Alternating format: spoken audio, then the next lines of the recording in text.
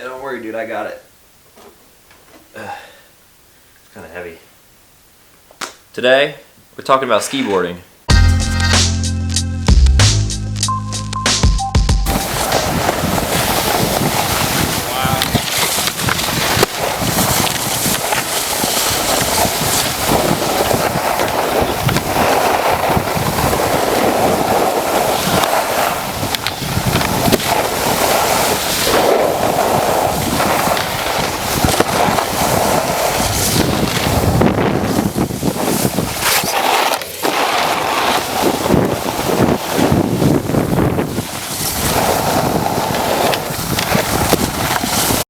So right there, that's skiboarding, raw and uncut. That specific clip was from me riding a couple years ago out in Lake Tahoe at North Star. And I was riding these exact boards actually. But before I talk about these, let me talk about how I got into the sport. So the first time I ever went skiing, I was probably about 8 years old, and my parents took me out to Blue Mountain Ski Resort here in Pennsylvania. I was riding regular rental skis. My family, they're not really into skiing or anything like that, so it was just like a once and done type of thing. And then through middle school, I played structured sports like baseball, basketball, hockey, stuff like that, up until high school. In high school is where I realized that team sports are not really the thing for me. I really like doing my own thing, so that's when I found skiboarding. So when I first started getting into this sport, I was riding something like these, like Salomon snow blades.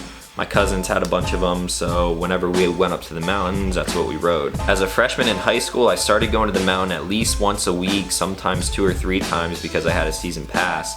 And then that's when I started progressing a lot. The more I rode the snowblades, the more I realized that they were shit, so I started to do my research and then came across skiboarding. I bought my first pair of good skiboards that next season, and I started progressing way more than I thought I ever would. If you haven't picked up on it by now, most people consider me an adrenaline junkie, so I started doing shit like this.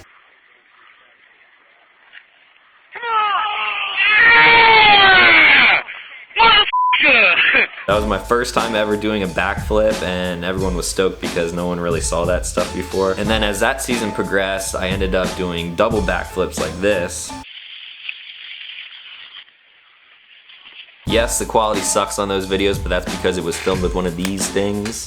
It's 2008, come on now. So I kept throwing my body off the jumps and hitting rails and progressing and stuff like that, and then one day I ran into Dave Lynham, who if you watch my videos, you know who he is already. We rode for a little while that night out at Bear Creek, and he told me about RVL8 and everything that they had going on, so I contacted RVL8, and the rest is history. For the next 2 years in high school and my first 2 years in college, I skiboarded a lot. I was out at my local mountain at least 2 to 3 times a week. On the weekends, I would definitely be there at least one of the days, and that's when I really started taking things seriously. My freshman and sophomore year of college, I was out in Harrisburg, so I was working at Round Top Mountain Resort, and then my junior year of college, I was up at Penn State, Maine, where I was working at Tussey. So when I'm constantly on the snow like that all the time, there's really no reason to not progress. So the more I rode with Dave and the closer I got with RVL8, the more I got to do things like travel out west to Colorado, and Breckenridge, and Winter Park, and Keystone, up in Lake Tahoe at Sierra and Squaw and North Star, and I just got to see all these awesome mountains, all thanks to the company.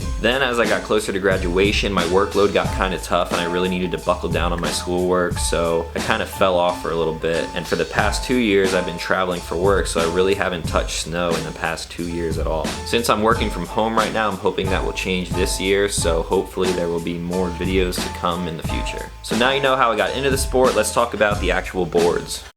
So this is a typical skiboard. Short, fat, wide, fast. It does pretty much anything you want it to do. RVL8 has really been at the top of the skiboard market for quite some time now, and it's because of the quality. Most of the time, anyone hating on the sport or just hating on just the general look of them has never ridden them, so they don't know what they're actually about. Unlike the snowblades that are foam core, they have 8 holes for the bindings, cap construction, they're really just shit in general. These are all wood core. They feature a nice sidewall construction, and they use a 4-bolt mounting pattern to allow the board to flex a little bit more. These right here are my go-to boards. As you can see, I got a lot of them here in this rack, and this is my friend Kirk Thompson's Pro model, or KTP for short. They're 101 centimeters in length, and the reason I ride them is because they're so stiff. I'm a park rat and I'm always on rails, so rails are kind of like my specialty, and the stiffness of these things just makes rails so much easier.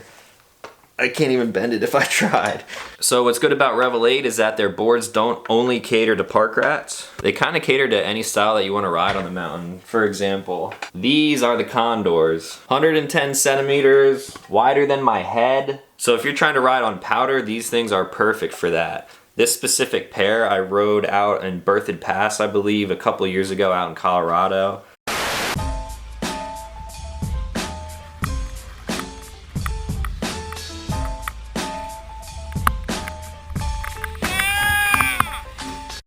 These Condors are obviously a lot wider than the KTPs, and they have a different flex pattern, so they're a little bit flexier. So the combination of the width and the flex makes these things awesome in really deep powder. If you want to get even more extreme, you could try riding a pair of these. These are the Rockered Condors. So if you guys know how Rockered skis and snowboards work, yeah, these things are rockered. So for those of you who don't know what that means, it's that it gives the boards an early rise in both the tip and the tail. So as you can see, they kind of bow outward. That just gives you more float over really deep powder. And I rode these also at Berthoud Pass. And that might be one of my top 3 favorite times skiboarding ever.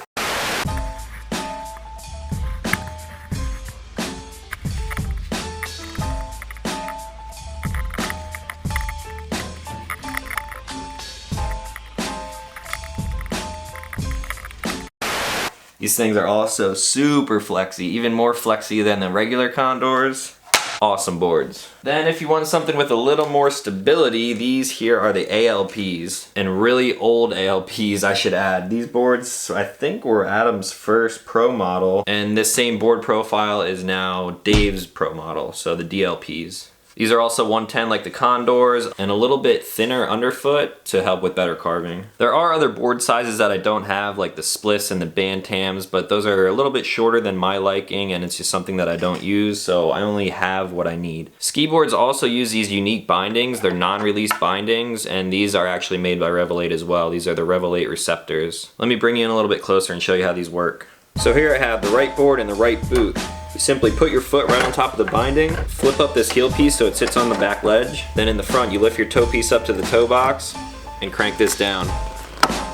As you can see, I keep these things really tight because I'm in the park all the time, hitting jumps and rails and stuff like that. A lot of people will say that they are dangerous, which, yeah, I guess they are, just don't fall. So why do I skiboard rather than ski or snowboard? And the simple answer is just that I think it's more fun. I told you my background, how I grew up riding these, and I have snowboarded and I do have skis. It's just not as fun in my opinion. And with skiboarding and riding these things, unfortunately does come hate from the other communities. I can't even tell you how many times I've heard, "Yo dude, what are those baby skis?" Or things like, "Yo, did you leave those skis in the dryer too long or something?" So then there's 2 things that you can do when you get hate from people like that. You can just brush it off like most people would do, or you can just be better than them. I can't tell you how many times people have seen these things and they're like, oh, there's no way those things are fast. Like I could beat you down any trail, anything like that. And then we end up racing down double blacks or through trees or just anything in general. People just really underestimate what these things are capable of. And it's so funny to me when I beat someone down a run by like 30 seconds, they get to the bottom like,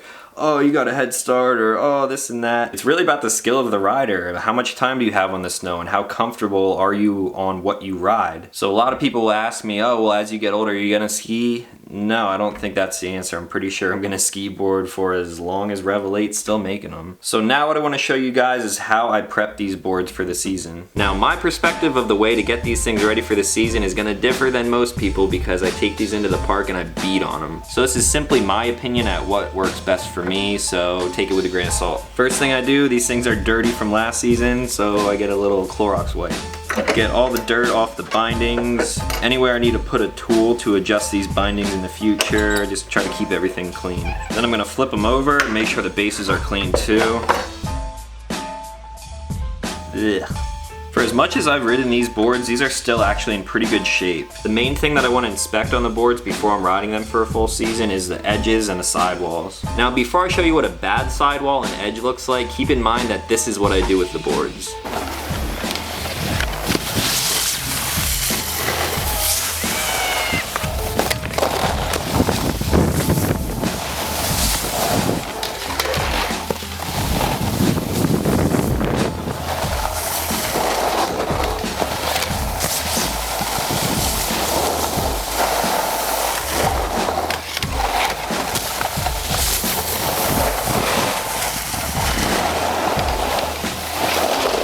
So I'm constantly in the park sliding on metal boxes and rails, but in the end, that's what these things are really made for. If you happen to come down really hard at a bad angle onto a rail, something like this could happen. As you can see here, there's no crack in the sidewall, there's no dings in the edges, but as we come here under the underfoot, I blew out this edge on a rail. I'm pretty sure I was disastering something, so I was probably landing from like 10 or 15 feet up in the air directly onto metal. I came down onto the edge a little bit too hard, and that's what happens. On this side as well, directly across from the other side, you can see the sidewall is cracking.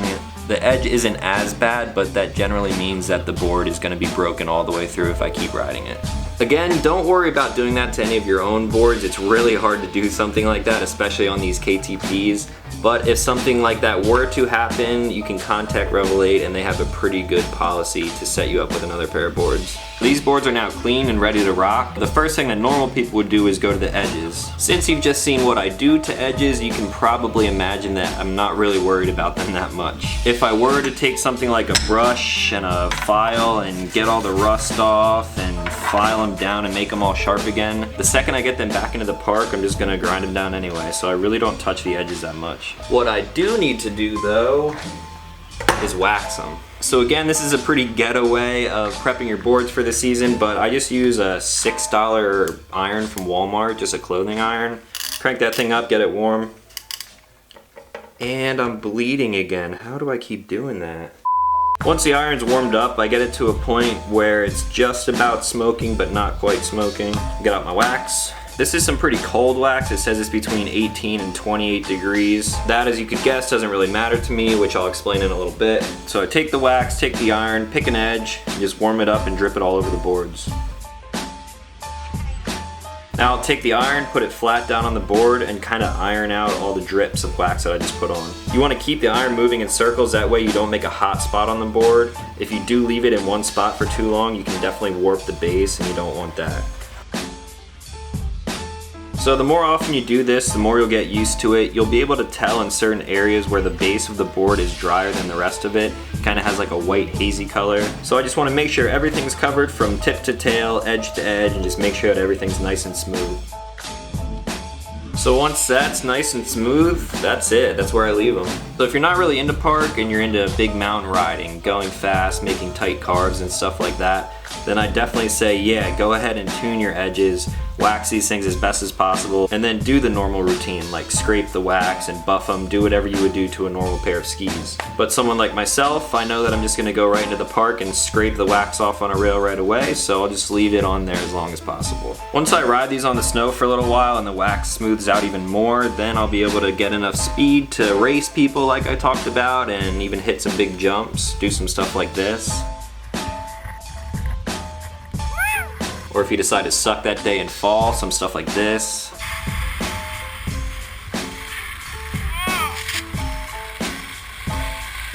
Or you can do one of my favorite things and take some tree runs as fast as possible.